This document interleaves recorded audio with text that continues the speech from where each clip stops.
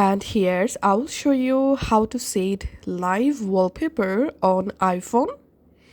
To set a live wallpaper, first of all make sure you have a live wallpaper. Let's go to our camera app, and here let's enable live photo. And now let's capture a dummy photo here. Let's go to Photos app. Let's open the photo. And here, as you can see, this is a live photo. So all you have to need, open the live photo and tap on the share icon. And here you have to go down and just tap on use as wallpaper. And in here, we can see the live option. So make sure to turn on live. So here you can see I've successfully turned on live.